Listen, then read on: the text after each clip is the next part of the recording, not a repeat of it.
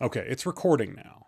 Okay. We are recording right now. Say weird stuff. So wait a minute. I'm not gonna do it. What's the line from the Dave Chappelle movie? So the bad guy whose name is totally escaping me right now. So is the movie name though. So like, yeah, so exactly, nothing is firing on all well, cylinders my brain right doesn't now. work anymore, man. I need that Prevagen crap they advertise on TV. yeah, when I'm you sure watch that'll Jeopardy help. for the old people. Anyway, so the line is, he goes, "You and your little Mexican friend," and he goes, "Yo, I'm Cuban B." Yes, Cuban B.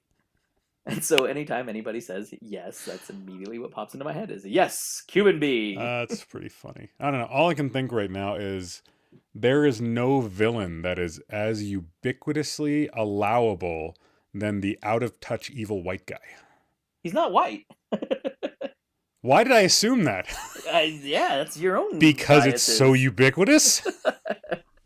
God damn it! What is that name of that movie? I want to say it's How High, but it's not How High. No, it's not. Like, isn't the actor that played that was like Guillermo Diaz, I think.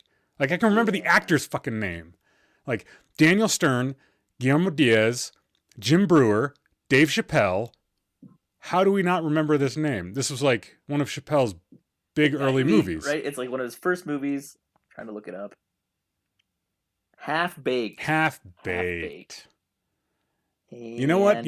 It's a sobriety podcast. I'm not even mad that we don't remember the name of it. Not even mad. I don't have to be sober. Welcome to the Save vs. Poison podcast, the podcast dedicated to gaming, general geekery, and enduring sobriety in an ever maddening society. With your host, Will, and two guys that probably live under his stairs. If you're an addict, know an addict, or are just interested in exploring the outer mysteries of geekery, you're in the right place. Without further ado, let's get to the show. Welcome back to the show, everybody. My name is Will. I'm your host. We've got an exciting show. Just like every week, we've got an exciting show. I never get it untired. I'm never unexcited to talk about how exciting things are. Or I'm just trying to hype myself up because I had kind of a shit day. Either way, you're here for it, and I'm glad, and I'm thankful. You know who else is here for it? My two co-hosts joining me tonight. His latest movie idea is about a man that invents a time machine so he can go back in time and, well, actually, famous historical figures. He says the scenes he wrote with Jesus are a laugh riot. He's our friend Ticky. Hey, man. By the way, for your intro, I absolutely love the amount of Shatner pauses you threw in there. Thank you. I love them. I will actually include those in my movie now.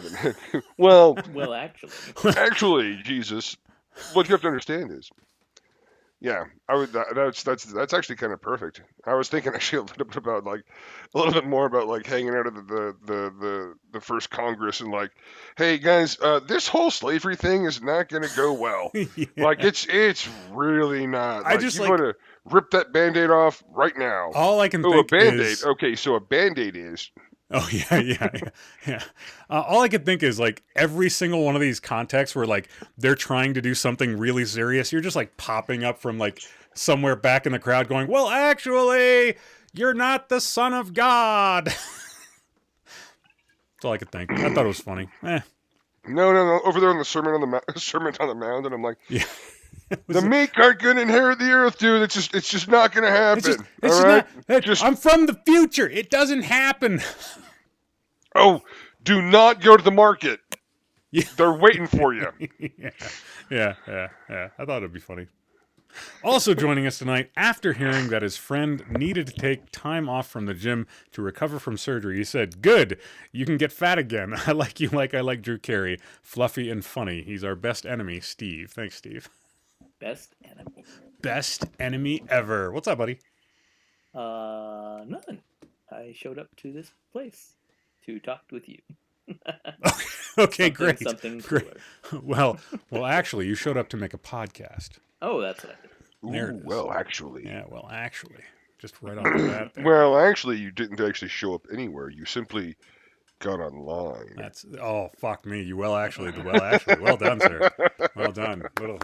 Little clap in the background there. That's what's Yeah. That was good. Good evening, friends. How are you? How the hell are you? Ticky, you first. I'm all right. I just had I had like a 6-day training class. Okay. On cybersecurity stuff, and it was. I mean, it's brutal. It was highly technical. There was a lot of work to be done. It was very stressful. But at the end of the day, there was a lot to be learned. That's good, man. That's good. I mean, I was a little bummed that you weren't able to join us in the Bayou on Friday night, but Russ said that you had some early stuff to do on Saturday morning, so I understood. The class went from Wednesday through Monday, and it was based in Florida. Mm-hmm. And there were so many things about this that are so okay. Here's what's frustrating. My work has a travel ban due to COVID. We still aren't traveling. Wait, so what? I had to listen. All right. Okay, sorry. I didn't hop on this podcast for you to fucking second guess the CEO of my company. I'm gonna do it regardless. But sorry. So this class it takes place. It's a conference. It's a big conference, and it's exactly my field, and it takes place at Disney World. Every year. It's an annual thing. Okay. Which is what every year means. Just FYI. Thank you. Wait, no, fuck you. Did you just try to preemptively? Well, actually, no. A well, actually is a response to somebody else making a mistake. All right? Well, it can be made preemptively now. No. Yeah. Absolutely disagree. All right. Are you done trying to correct me? Thank you. God damn it. I was right in the middle of something. And then anyway. So the whole thing takes place in Florida. May the 4th came up, and they announced that for the class, SANS, the institute that I actually went through for this class, was giving away free tickets to Disney World. Sure. For everybody who was on site. So everybody in the class that was there got to go to Disney for free for that evening on May the 4th for Star Wars shit, and I was over here thinking to myself, I would like to be there, and then all I could really think was, I have to be up at fucking 5:30 in the morning because they're on the East Coast. Yeah, because we're in Colorado. So on top, it was just one more thing on top of it all. I was like, they're like May the 4th, and I'm like, oh fuck all of you. Yeah. Sitting here in my Boba Fett T-shirt and Boba Fett underwear. Back when I was a kid, those were called Boba Fett flavored condoms. I don't know what those would taste like, but liar, you fucking liar! You've tried 2 of them. You were like, but these are an acquired taste. Let's be. Taste like Sarlacc. Well, actually, go ahead. Does it taste like Java? No, it tastes like rubber. So. Nicely done. It just tastes like rubber, Will. Jesus. This gum is terrible. This gum is absolutely... can blow a really, really good bubble, though. So anyway, my complaint is, my big thing on the the end of the day is, I missed out on May the 4th because I couldn't travel, and I still had to get up early all through the weekend to do this class. This stupid fucking class. It was so frustrating. I was like, oh my god, and people were coming back on the 5th to the class, and they're like, that was a lot of fun. Did you go to Hollywood Studios? And all talking, and I'm like, shut the fuck up. Of their part though to be to just kind of rub that in, I don't think they were really thinking about me. No. I gotta imagine that you weren't the only one who was called into this thing. Not according to Ticky. No. According to Ticky, he's the only Dictim, which is that's a victim who's acting a little bit like a dick. Yes.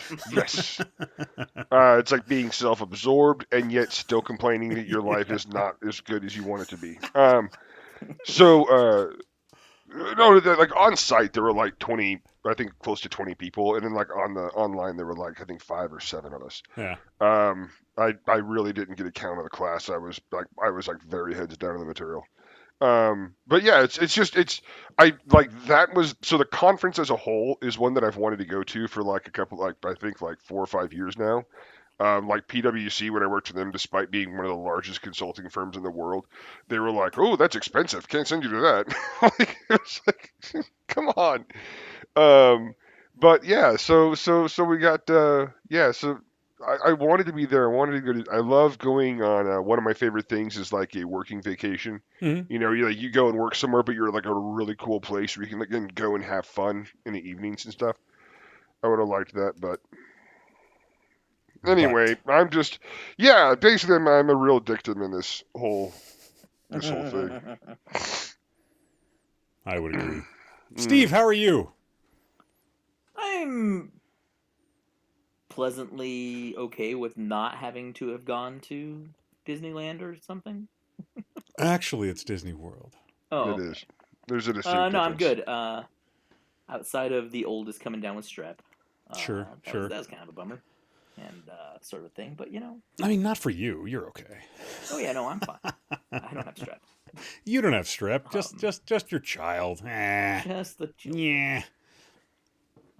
And because he thinks he's a teenager, even though he's not, like he's basically quarantined himself. So Nice. that worked out well. Cheers. Yeah, that works out great. One of the few times that worked out good. Yeah. I think thinking that he's a teenager probably led to the self quarantine anyway.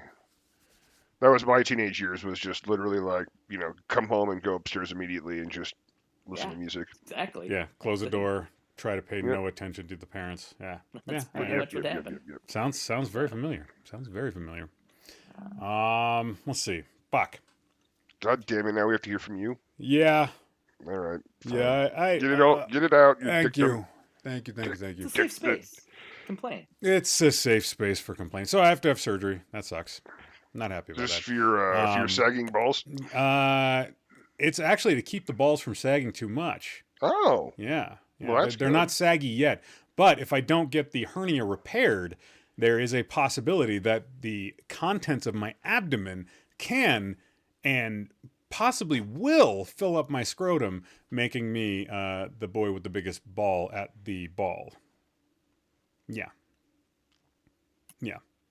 That's a possible complication of an inguinal hernia. Sorry. So I have 2 hernias that I need to get repaired. I'm really not excited about it. It was kind of a stressful day for me.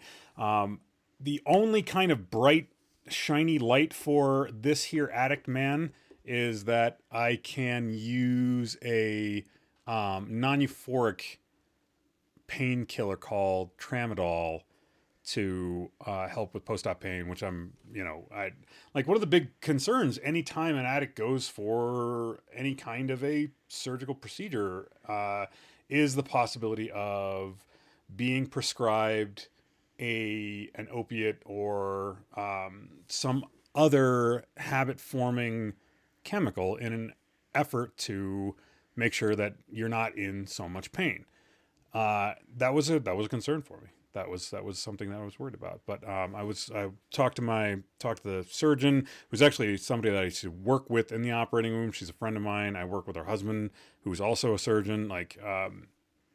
So getting to talk to her, they know my history with alcoholism, and to be open and honest with it and not feel at all like worried about judgment or anything, and then knowing that I have some kind of pain management solution on the other end of things.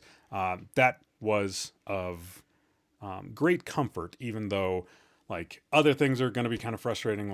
I'm not excited about having to take time off the gym. Steve, I don't actually think that you're rooting for me to get fat again, but I'm not excited about taking time off the gym. I'm just kidding. I know you fucker. Steve, you know what you should do is actually just going over to Will's with a bunch of donuts and offer to play games. I tried that this weekend. Well, you not so didn't. much No. You said that you were going to donuts. have cuddle time. You were going to have wifely cuddle time. No, I was saying that I showed up to a place that had donuts where you were also at. Well, yeah, but you didn't bring the donuts. Ticky's saying the two of you bring the donuts. I'm not saying that I would do it. No. I'm saying Steve, he loves donuts. He could get some crawlers too, and then that way Steve could keep the donuts for himself and give you the nasty crawlers. I'm not eating that. Especially not if I'm not able to work out. Come on, guys. Come on. The best thing you'd be able to do is play ring toss with them. That's it. And we went over this. We did. We did last week. That's a good point. Yeah, it was a good game. Good team.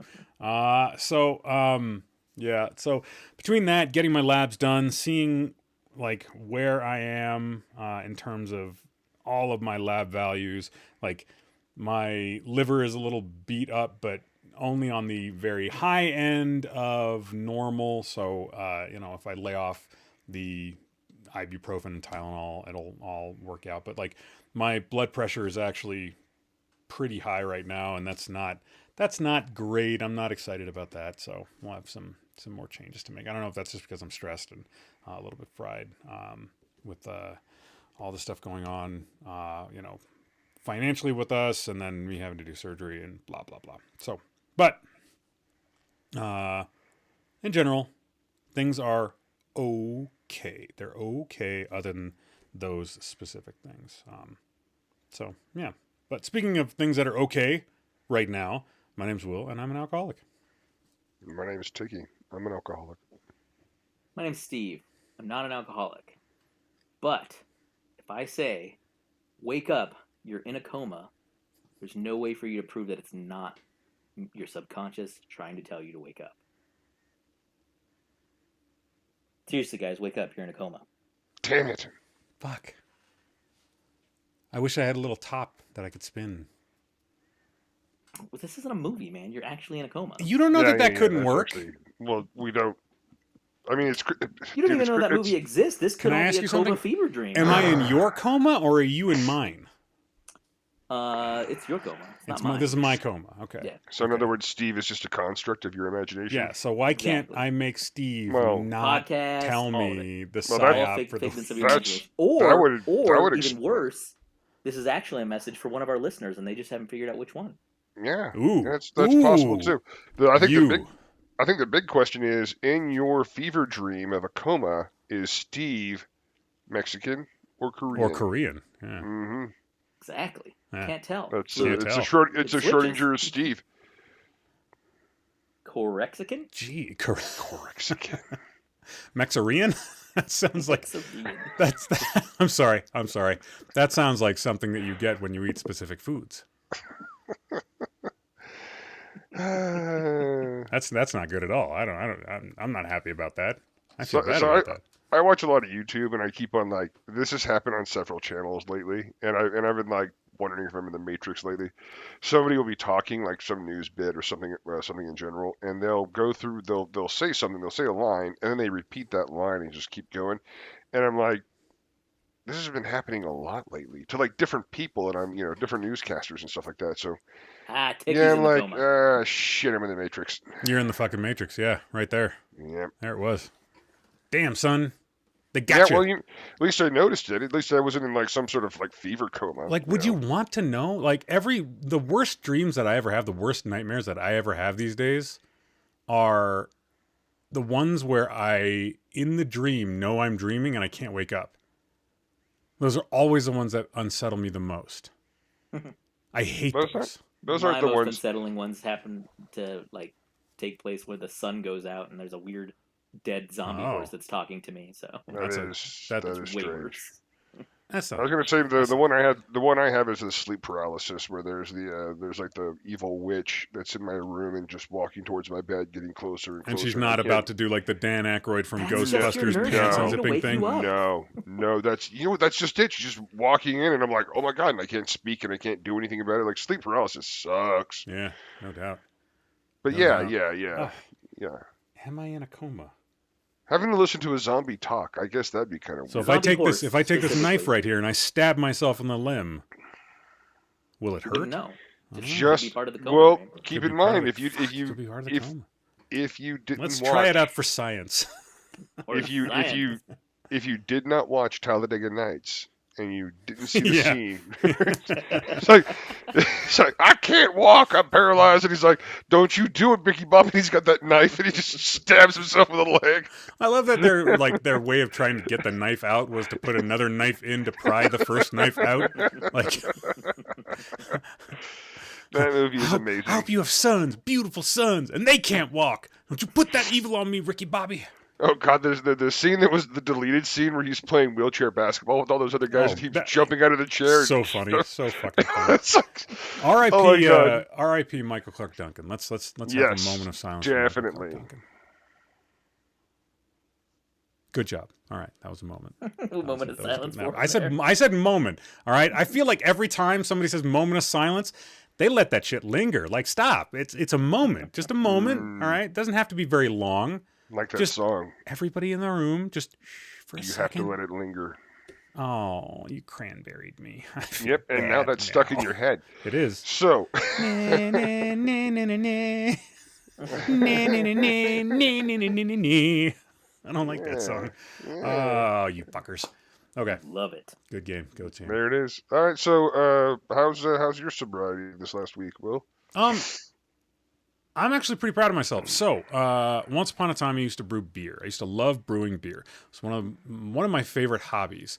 One, because it was crafty. Two, because it let me build things. Three, I could share it with other people. And four, drinking the beer was a lot of fun from both drinking the beer and enjoying the flavor of the beers that I made. Like, I made some really, really good beer. Not everything was as good as Fireball stuff, but the stuff that I made, I'd say 75% of it all came out really, really well.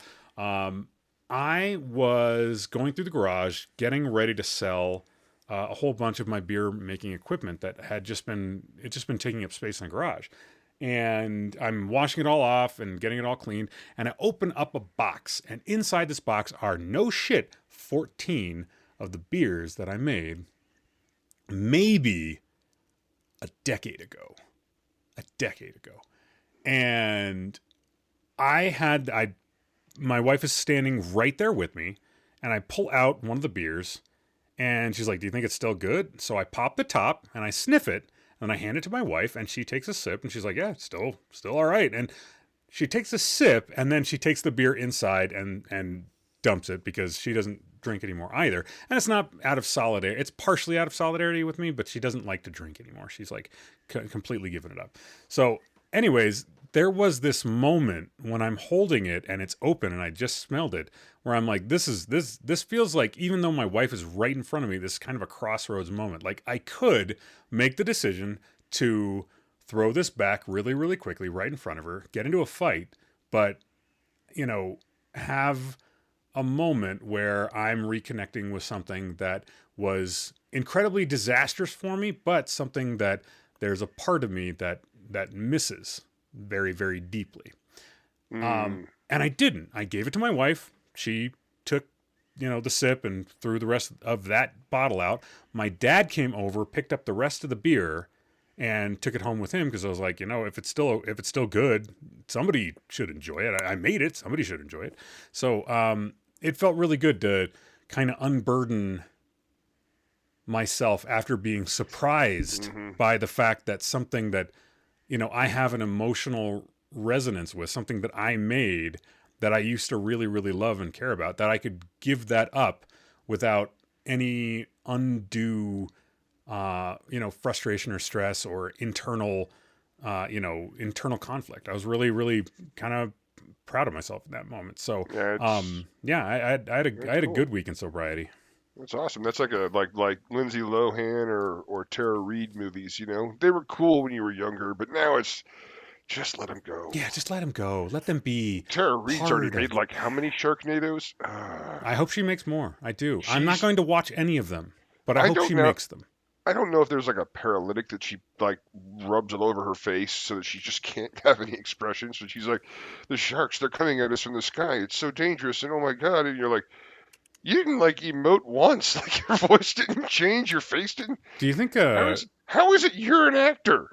Ian Ziering was in those movies, right? Yeah. Could have been. I think Ian Ziering was in those. And I have to imagine that Ian Ziering would have been like, could you emote just like a little bit, please? Just a little. Like you're my scene partner and I'm getting nothing from you. Just put some effort into this. Yeah, seriously. Everybody else is trying. Yeah. So, Ticky, how are you doing this week in sobriety, buddy? I was busy as hell. So like I just had that. I was just in that training the entire week. So, that was kind of neat because it was a lot of discipline. Felt really productive. And like I said, I learned a lot of new and rather disturbing things about some of the attacks that have happened over the course of the past like 20 years or so. Like cyber attacks, you mean? Cyber attacks on manufacturing or utilities. So like one of them that was really scary was the Ukraine. When Russia hacked Ukraine, they took down all of their distribution stations. Like power distribution? Yeah. Oh my gosh. Hacked their power plants. And then when they did that, the guy who actually did the response for that. He actually was like, boots on the ground. Mm-hmm. He's telling the story, and he said he said that's not the scary part.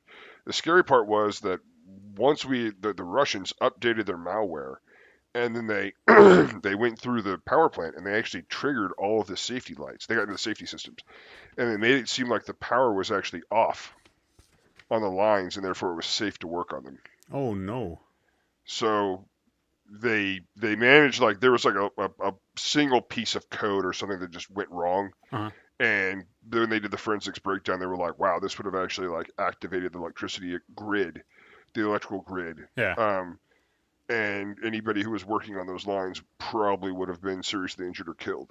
Man, I'm glad nobody was. Well, actually, so how would we know, right? Like, it's weird, right? It's like like that was one of them, and I was that was like probably like one of the worst, like Russia being able to take down a country's entire infrastructure, like that happened. Yeah. And I believe that was the lead up to the Crimea invasion. So no, it was a really cool week though. A lot of I love learning new things. Sure.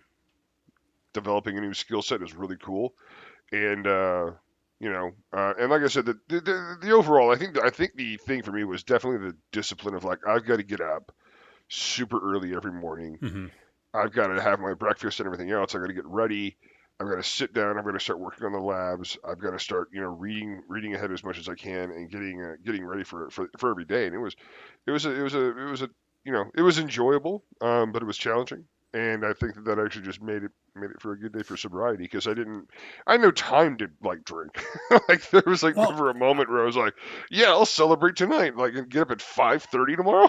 Well, so all I can think right now is, if one of the big triggers for a relapse is boredom, yeah, you didn't have that. Nope. You had tangible things to work on that interested you, and that's so freaking important. So yeah, I think that's awesome, man. It was really cool. So I had a good week. Very good. All in all. Very good. Steve, do you have anything that you would like to share this week, even though you're not in recovery because you're not an alcoholic or a drug addict? I can sympathize with you guys. You could just say, I'm proud of you both. I'm very proud of you. There we go. Yeah. Good job, guys. Thanks, buddy. Appreciate it. Excellent. That's why I come here. Make Steve proud. Yep, just want to make Steve proud. All right. In my diary, it says, what would Steve want me to do? You know what? Maybe, and I think about this. If I had been more like this when I was younger, my dad, when he went out for the smokes that night, maybe he would have come back, because he would have been proud of me. But I guess that didn't happen. Maybe I don't know. You're an alcoholic all the way back. He's still trying to find those smokes. I don't know that you're missing anything. My dad's a baby boomer, and I'm a Gen Xer. It's like, that means that, like, like in the middle of the night, like at 1 or 2 or 3 in the morning, my dad would just wake me up to let me know how much of a disappointment I was. That's my entire generation. Ticky, you've made me very upset. Now go back to fucking bed. I just want to let you know that that math test you kind of screwed up. I can't even look at you right now. Thank God the lights are out. All I can think, he's just standing in the doorway looking at you. You wake up, look over at him, go, Dad, and he's like, he just like shakes his head and walks away. Sigh. This fucking kid, and that's all you see. Like, holy shit, man! That's like, I know that we're joking and we're laughing about all of this horrible emotional abuse that may or may not have been a fixture of your childhood. I mean, my dad was my dad didn't divorce my mom until like I was in my 30s. He waited until all of us were good and screwed up from being in an unstable household our entire lives. Sure. And then he's like, then he just kind of cuts ties, and he's like, hey, I remarried somebody. I'm like, what the hell? Yeah. Good luck, you guys. Yeah. I wish I could remember what episode number it was that we went over your dad's marriage stuff. It was like 2 or 3 episodes. Because holy shit, that is some of the funniest stuff. Some of the funniest, most dysfunctional shit that we've ever had on this show. And, so good. Oh so my good. God. Yeah. So yeah, that's for any of our other listeners out there. Yeah. If you experienced that growing up, you're probably a Gen Xer. Oh, shit. Probably. Very likely. Yeah. Oh, and for all you other people trying to include Gen X into millennials, fuck you. We're not all millennials, you idiots. All right, True. go on. You were True. saying something about how Seemed awesome I am. unnecessarily hostile. Super awesome. And no, everybody in here is super awesome. This call, super awesome. So, super duper. All right, so tonight's subject of conversation, in an effort to get the message out about the podcast and about the Twitch stream and about the YouTube stuff, I engage in social media. Now, some people might say, you fool, you shouldn't do it. It's not worth the risk. Well, normally I would disagree with you. Most of my interactions with people on Twitter in recovery circles have been nothing but really pleasant and really, really encouraging. Most people that are on there are in the sobriety circle are either looking to encourage other people or are looking for encouragement because they're struggling. I think that's actually pretty fucking healthy. I think that's all right. I think that, seeing a kind word even from a stranger, for some reason, words from strangers on social media smack so much harder than you might think they should, and quite possibly more than they should. But for the most part, it's all been really positive stuff. Well, today I finally had a negative interaction with somebody in a sobriety circle. Now, we don't name names. We don't throw that out there. We're not being dicks about it. But I will tell you the subject matter of what happened. So I threw a tweet out there into the ether that basically said, for 12 years of my marriage, I had a pretty severe drinking problem. And 3.5 years ago, I got sober. And since then, my life has been the best that it's ever been. And subsequently, my marriage has been the best that it's ever been. The best version of you is, or the sober version of you is closer to the best version of you. That's all I put out there. That's it. Pretty simple. Just things were bad. Things are now good. You can have that too, provided that you do a little bit of work. That's what that was supposed to be about. Well, a couple hours later, I get this message that basically says, I can't believe your wife stayed with you for 12 years, you asshole. Like, we need to treat our women how to value themselves better. And like, I'm laughing about it now because it is kind of fucking funny. Like it is. But I could, like, the tone of their tweet, it was very unambiguously like, you're a piece of shit and your wife's a fucking moron. Like, that's all I could take from it, right? So I tweet back with just a real simple, I think the real question is, why do you see me for only this one aspect of myself? Why is it that you can't see that I might have other values, might be more valuable in total than just the nature of my addiction? And why is it that you have such a poor vision of the stereotype of addiction, and you're willing to put that on people that you randomly see on the fucking internet? Why did that exist? Why does that exist? No response to that sense. But this got me thinking, like, stereotypes exist. And I see that there sometimes is a utility for that. There's a utility for stereotypes at times. But when we're talking about ascribing a negative stereotype to a person based off of a group, that is an incredibly potentially damaging thing to do to a human being. It's so dehumanizing. I am an addict. That is a facet of who I am.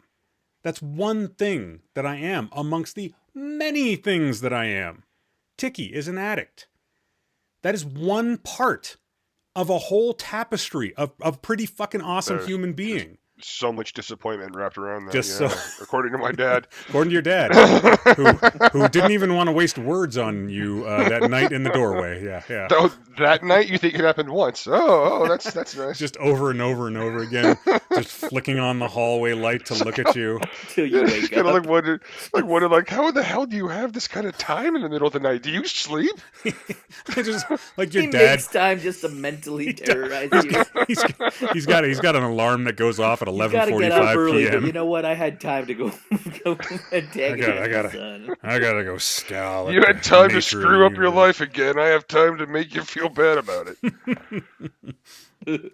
So, Oh yeah, the positive thing you're saying. well, so the make. So we talk about all the things that we as addicts have to deal with that are genuinely things that we need to either make amends for or apologize for.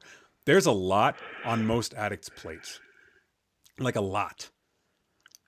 There's so much on our plates as individuals that we should not have to take any more emotional energy towards answering and apologizing for the greater body of addiction and the stereotypes that people have in their heads. When I say tend our own garden, it means several things.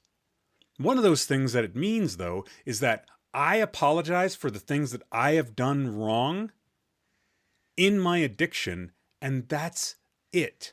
That's what I apologize for. I do not apologize for somebody else's problems at addiction. I can empathize with you. I can 100% empathize with you. So, somebody broke into your house, stole a bunch of your shit, and sold it for heroin. That sucks. That does suck. But that's another individual. That's not me. That's not how I expressed myself in any way, shape, or form during my addiction. I didn't do that to you. The things that I did, those are things that are 100% my responsibility to apologize and make amends for. That's where the line ends. That's it. So don't take somebody else's flaws and faults onto yourself. Don't take a stereotype of other people's flaws and faults onto yourself. You are an individual. Addiction is a part of who we are. It does not define the entirety of who we are. And I refuse to allow somebody else, in the name of internet clout on a tiny little, Twitter. I just today got more followers than I am following. That's how small of a fucking, content creator we are. We're real tiny here, folks. So I don't understand where they were coming from, but they painted with a gigantically broad brush. And if you were to ask my wife why she stayed, and you know what? I think we're going to have an interview with her coming up sometime in the near future. That might be a question that I will ask her. And we'll see what that answer is. Because for every person that stays with an addict that gets into recovery, I bet they're pretty fucking thankful that they stuck around. Both parties. I was going to say, if we decide not to interview her and we just kind of make up the answer, that could be hilarious. We could do that too. I'm gonna go with Magic Penis. Magic Penis. Magic Penis. She stuck around because of Magic Dick. Magic Penis. Mm-hmm. She went up the beanstalk and didn't need to get the beans. To give it to her. Yeah, no, I think we got penis. that. Yep, you know what? If you could explain that joke a little bit better. Dude, I'll keep talking about it. It's veiny. The beans were my balls. The beans are my balls. There's a metaphor here of white fluffy clouds, and you know what? It's just I'm getting turned on. You can go put a Boba Fett condom on, buddy. Jesus. You just chew on those to help relieve stress. Just chewing on them. This is the way. This is the way. This is the way. Go team. All right. Steve, Ticky, any follow-up thoughts on what I just said? Not really. The internet is a cesspool. Oh yeah. Don't be. solicit opinions on the internet. People are dicks. Yeah, well, you try to put something like hopeful and inspiring and vulnerable out there, and what do you get? Like, I'm gonna keep doing it because I think that the message is more important. Yeah, fuck your positivity. Because one, we're living uncynically. We're living uncynically. And two, I think that the message is so much more important than any kind of backlash that I'm going to get from assholes on the internet. Yeah. In gaming news, just recently, I had an opportunity to get out of the house after I showered and travel a little ways to a place that is unironically called Hobbytown, USA. That's right. It's a location up here in Colorado where I got to participate in a day of in real life meet space Battletech gaming. Now, I had an amazing time. The people were all incredibly pleasant. They were very patient. The game was easy enough to learn that by the second or third turn of the first game that I played, I had a pretty good handle on it. It was a ton of fun. Catalyst Games makes a good beer and pretzel style tabletop war game. Had a great time. Really, really a lot of fun. Great people. I got home and I realized that for the majority of my video game and other gaming pursuits that I've been doing, painting, modeling, 3D printing, the three different video games that I've been playing recently, all based off of the intellectual property of Battletech, all of them. And every single one of these activities and pursuits has been on the positive side of enjoyment in a pretty significant way. And I started thinking to myself, what other intellectual properties can I say that about? I don't think there are very many at all. I think that half the time that I'm playing something from another intellectual property, I have to pick and choose exactly what genre I'm going to approach it from. Otherwise, it's hot garbage. And that goes for a whole mess of these friggin' IPs. I think the biggest one that I can think of is Games Workshop's Warhammer 40K. Now, Warhammer 40K as an IP is a lot of fun. It's really engrossing. It's really enjoyable. You've got a huge universe of lore that spans, a fantastic amount of books and video games. They now have on Warhammer TV, they have like a series of animated shorts. I don't know if they're animated shorts, but animated episodes where they deep dive on specific parts of the lore that are really, really, for the most part, pretty friggin' well done. But every single time I boot up a game in the Warhammer 40K universe on my PC, there's like 4 of them that are good out of like probably 50 or 60 different iterations that are all just absolute fucking dog shit. Like glorious mounds. Like we can't even unironically or ironically like them. Like we've got like Dawn of War 1, good. Dawn of War 2, good. I'm blanking. Mechanicus, maybe. Inquisitor Martyr, maybe. Like there are so many shit properties in that particular IP for the PC. And then of course you get to the miniature games, and Warhammer 40K I think is actually a garbage game. I think they're peripheral games. Kill Team, Necromunda. I think these games are good. I think these are really, especially Necromunda. Necromunda is a ton of fun because it's like playing an XCOM style turn-based strategy game where things from each game can move over into the next game. Like you can make a campaign out of it. But for the most part, like Games Workshop, strong IP, terrible iteration on most of the games. The ones that they do have that are good are really good, and I'll probably continue to support. What do you guys think of Star Wars as an IP game crossover. How many Star Wars games can you guys think of that are really, really solid? Because Ticky, you played one of the first MMOs. It was the first Star Wars MMO. Yep. And it was very open world. There was no central plot or kind of theme it was really just open world. It was very like EverQuest-ish. Yeah. But it was made by Sony Online Entertainment.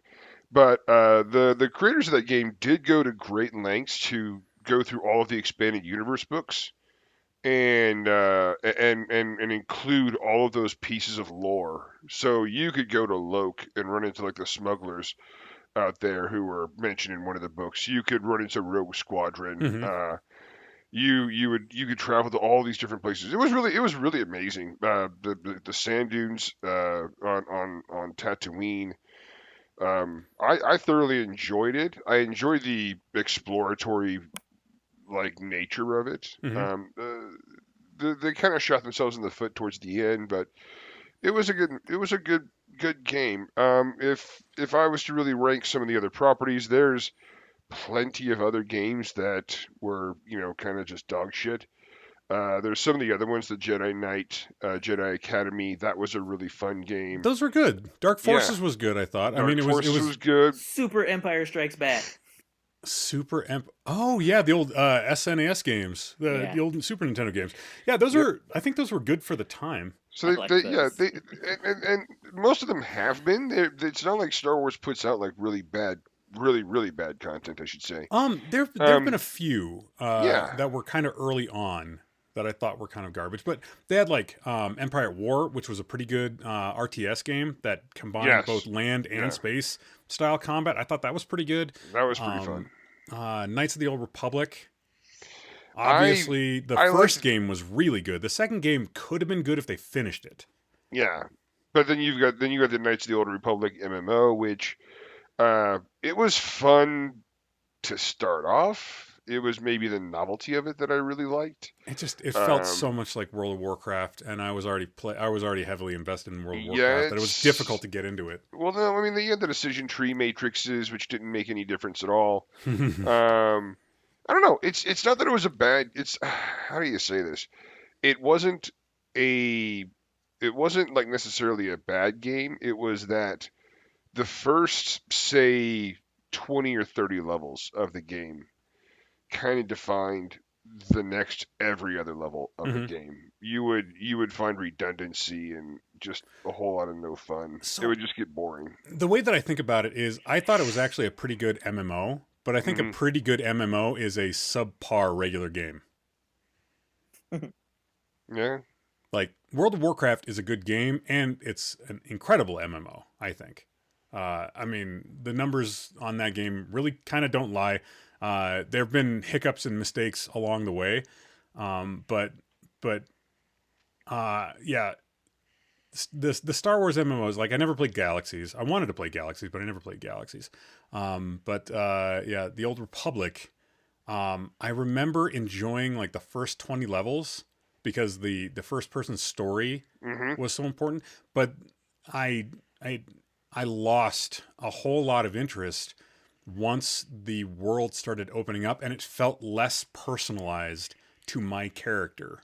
And I don't know why I felt that way, what that shift was. I found was that it went from being what kind of felt like an open world. Especially the first 10 levels, it's pretty open world in terms of like in terms of where you can explore, what you can do, the way you get around. That was really neat.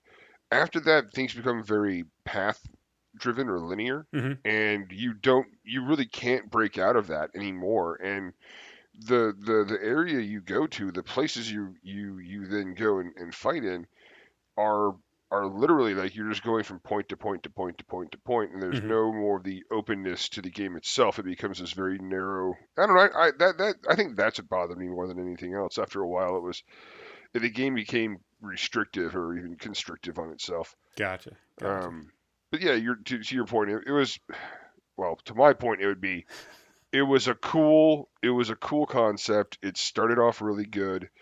It just like I said, the more restrictive it became, the more boring it became, the Sure. more repetitive, and the more, I look at like Half-Life, and I think there's a property right there that really, really should make another Half-Life one day, maybe, I mean, Yeah. sure, perhaps. but it's what, there's 3 games of that. Like, I don't think S- there's a No, a there's huge IP for that, is there? there's Half-Life, Half-Life 2, Half-Life Half-Life 2, Alex. and yeah, and Yeah, well, no, so there's Blue Shift. There's a lot of stuff they did with the first game. uh-huh. There's all the if for Half-Life, if you wanted to have a game that everybody modded the shit out of and made all sorts of other games for it, Yeah. but you never had to make another game ever again. You're like, no, no, no, we're good. This is perfect. Yeah, it's interesting. I don't know. Steve, you're a big Jedi Jedi Survivor? The Fallen Order, yeah. yeah, Fallen Order. Jedi Survivor and Fallen Order. Like, Yeah, you're a big fan of that. Like, thought they were great. yeah, I don't blame so I played anyone a who little doesn't. bit of the first one, and I thought it was Yeah, okay. I liked it. I The liked it a problem was lot. I was looking for a more Souls-like experience, and it fell a little bit short for See, on that for me.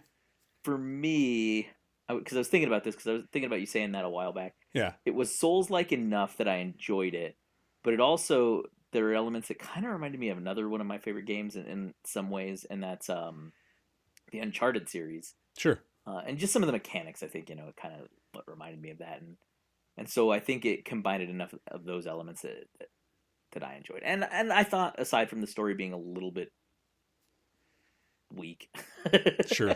in some regards, I enjoyed the story. I it doesn't take much to get me into that. Sure. Um, Sure. Huh. so What about Yeah. like the Assassin's Creed stuff? The movie was hot garbage.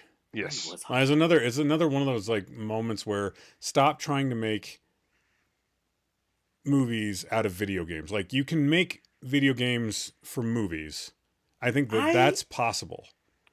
I But actually have a making theory on what the problem is, go ahead. and with why most video game movies end up being not very good. Okay, Okay. and I think it's something very similar to Marvel doing good Marvel movies, and All three of like them. Fox doing terrible Marvel movies. Yeah. Yeah. I think that a lot of these movies and studios, they try to force their story around, or they try to force the games around their story Oh, okay. Sure. instead of using the existing stories, the existing um yeah, what's already there. Like, Hmm. I think that's, to me, I think that's the problem. I mean, I, the I would. Resident I Evil would. movies were Yeah. a great That's. example of deviation. Like, that, what did that have to do with those games? Yeah. Nothing. Yeah. They had some buzzwords from the games. That's about Yeah, it. I exactly. I would Oh my argue god, he that. said Hall B. Yeah. Right. Jeez. He said That's, Dining Hall B. my I God, know what it's that is. Raccoon City. It's set in Raccoon City. Yeah, yeah, Yeah. yeah. No shit. Yeah. So I would say that the other thing and to kind of tack on to what you were just saying, Steve, is I find that with Assassin's Creed is probably being one of the examples, they watered down the they water it down to make it uh, as appealing to a very broad audience Yeah. instead of making it for the fan Instead of making group. it true to the Yeah, IP. and you lose so much from that. You have character, you have backstory. Like it's weird. It's like if you were to like make a Superman movie and then like make it generic as hell instead of making it for the fans. You never explaining, like just Superman 4. How about that? Like that's how shitty it would wind up. I see. I mean, I And gotta Superman 4 was kind of. terrible. Superman 4 was terrible. Say it. Superman 4 was terrible. Yeah, it was Yes, absolutely. thank you. Superman 3 was terrible too. Like 1 Yeah, and 2 Richard were, Pryor. were good. Richard, I love. Yeah.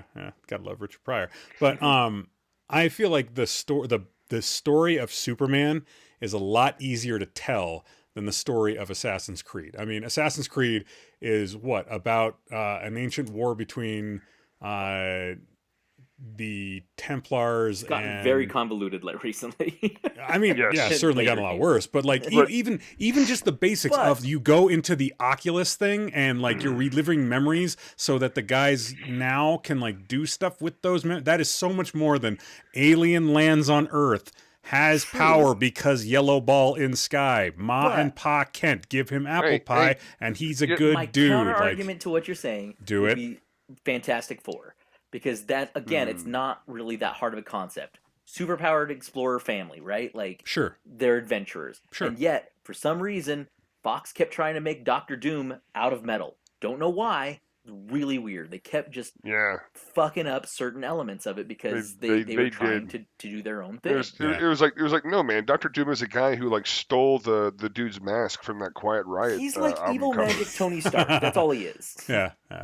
Or he's like an evil Reed Richards, evil Tony Stark. Yeah. I think you got to. Well, so I think. Well, he is a fundamentalist, which is the only thing you really need to. That's a simple story. Fantastic Four is a simple story, and even with the simple stories, you could still mess it up if you don't stay true to what made the story good. Can I ask you a question? Yeah, sure. Is Fantastic Four a simple story if you should be making a film about Doctor Doom that's all his own first? Because I don't know that I understand that question. So I think that superhero teams are only as good as their villains. We had how much time to lead up to Thanos, and Thanos was a pretty compelling villain. Marvel has done, for most of their villains, haven't been all that great. No, they've been terrible. And the teams have been good. So and the movies have been good. So, but I think the movies that did the best were the ones where the villain was either like an unambiguous concept, like in Civil War, or there was a big gigantic lead up to a big villainous moment. Yeah, I would agree with that. It's a weird. I don't know how to describe it, but I'm trying to figure it out. I think if you as a studio, you as a creator, don't understand the source material, you will have a shitty time. You're just gonna have a terrible time. You're gonna have Roger Corman's Fantastic Four, or you would watch that. Hell, you would probably bankroll that. It exists. Oh fuck me! Come on.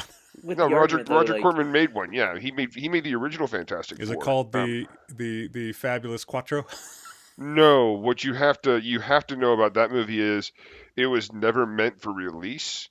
It was meant to be made so that they can maintain the intellectual property. Rights. Gotcha. That's it was like made in the 70s or the 80s, and really, as far as a bad movie goes, with no budget, it actually really isn't like.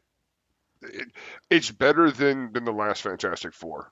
Wow. The last one was such a disjointed. The last one was such a terrible. But we get back to it, right? Like the X-Men, like you don't have a cohesive story for all of the characters. Sure. You try to do a storyline for Wolverine, and I mean, I love Liev Schreiber, but it was a weird kind of convoluted setup. I just like even the end of Weapon X, right, with the Wolverine, the Wolverine movie, where the Silver Samurai is like, yes, the power of your healing is in your claws, and it's like, how do you know that? Yeah. How do you know? But by the way, the thing that kept his healing power repressed was this weird like Matrix bug shit they put on his heart. I mean, I don't. There's like this like very bad leap right there that they do, and I think but I think that goes back to this idea that you have these studios who don't have a creative or a vested interest in these properties. They just want it to make money. I like Wolverine's kind of a hard. It's a harder concept to sell. Not really. You have so many convoluted stories. It's impossible to get it wrong. So there are a lot of stories that you can do.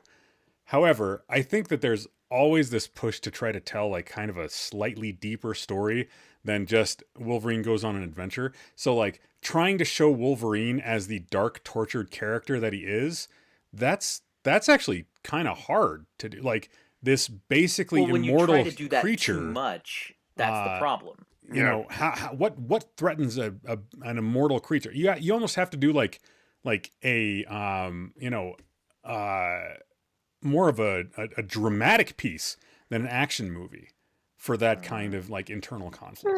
I don't know.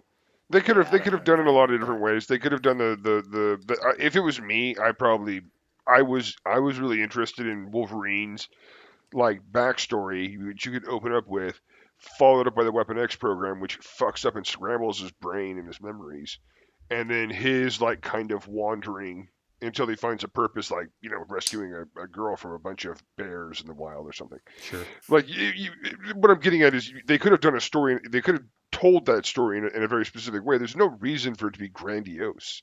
Like, if you look at Deadpool, what made it successful? What did Deadpool do that was so successful? Let Ryan Reynolds be Deadpool. That really was like. But it's at the same time, it's a very straightforward story. It is. You're right. You know, it's kind of a revenge heist. Yeah. And some of the better movies that really have good taken, dick jokes. Yeah, really good. But some of the better movies, I think that come across, or that could come across better, would be put in those scenarios of a heist or a more basic storyline, and then let it be character driven instead. With something like Assassin's Creed, you don't really have that. You have to have a story, and you have to have that kind of backfill in terms of the characters and all that dynamics. But yeah, I mean, why do studios get it wrong? I still think it goes back to trying to appeal to a large audience. Either trying to appeal to a large audience or trying to, you know, well, no, I guess trying to appeal to a large audience covers that. So yeah, I also think that they want to do what they want to do. Yeah, they argued with Ryan Reynolds to make Deadpool PG or PG-13. Yeah. Like, you can't, like, no, that's just not. It's so disingenuous. What's that story about how from what's it, Kevin Smith, who said that they wanted to put a giant spider in his Superman movie? Yeah. And then it showed up in Wild West. Because that guy wanted to make a giant spider thing. Yeah. I think it was Joel Schumacher, who also ruined Batman when he got the George Clooney and nipple Batmans. I love a nipple Batman. A Batman without nipples is no Batman to me, sir. But yeah, I don't know. I feel like we maybe moved a little far away from IPs that kind of fire on all cylinders across most of their attempts at moving out into different media. But I think that Star Wars probably does a pretty decent job of that. Although I think that like 6 of the 9 movies are just garbage. So I don't know how to feel about that. I know that the novelizations that come with the Star Wars extended canon that was, you know, completely obliterated by Disney when Disney bought Star Wars are some of my favorite science fiction books from when I was a kid. I mean, the Heir to the Empire series was amazing. The Jedi Academy series was also pretty good. The Rogue Squadron stuff was pretty good. The comics were pretty friggin' phenomenal. At least I thought they were. Yeah. And then 2 words for you there, buddy. Kathleen Kennedy. I don't know. Maybe yeah. I don't know. She wasn't there for the first 3 prequel films. That was all George. And those movies were garbage. They were shit. That man does not know how to write dialogue. Like, no, not really. How did that happen? How did we go from the first 3 films and us enjoying those and even like enjoying the campiness of some of the dialogue to the dialogue in the prequel films and us looking at it like who to be clear, what film student wrote this? Kathleen Kennedy was second in charge at Lucasfilms. So when Disney bought the Star Wars franchise and properties, she came over with it as the head of the studio. Huh. And she's the one who canceled the 1313, which was the game. Yeah. That was in progress. She was also the one that basically declared that all of the books that had been in the expanded universe were now no longer canon. Oh, see, that makes her enemy number 1. Yes. Enemy number 1. So, so, you know, Games Workshop, as far as their, you know, video game offerings have been, like, the best ones have been an RTS from over, 20 years ago? I think 2003 was when Dawn of War came out, I think. 2003, 2004. Does that sound about right? Yeah. So that was good.